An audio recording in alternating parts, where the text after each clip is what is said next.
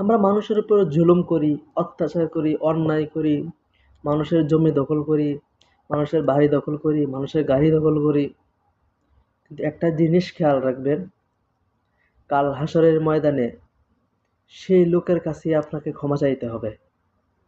যখন আল্লাহ তাআলার কাছে আপনি ভিক্ষা চাইবেন, আল্লাহ আমাকে মাফ করে দিন, আল্লাহ আমাকে জান্নাতে দিন, আল্লাহ আমাকে মাফ করে দিন, তখন আল্লাহ তাআলা আপনি যার সাথে জুলুম করেছেন আল্লাহ তাআলা ওই ব্যক্তির কাছে আপনাকে পাঠাবেন। তখন ওই ব্যক্তি যদি আপনাকে মাফ করে তাহলেই আল্লাহ তাআলা আপনাকে মাফ করবেন।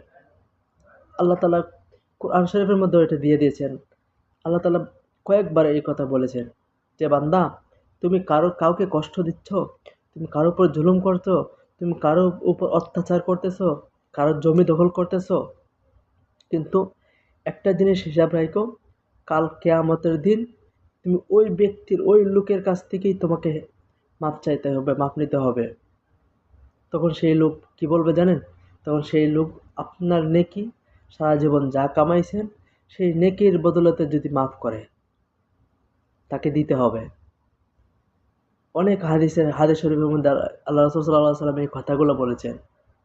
আল্লাহ রাসূল সাল্লাল্লাহু আলাইহি ওয়াসাল্লাম যখন একদিন এক মসজিদে খুতবা দিচ্ছিলেন, তখন এক সাহাবী আল্লাহ রাসূল সাল্লাল্লাহু আলাইহি ওয়াসাল্লামের কাছে বিচার নিয়ে আসছেন।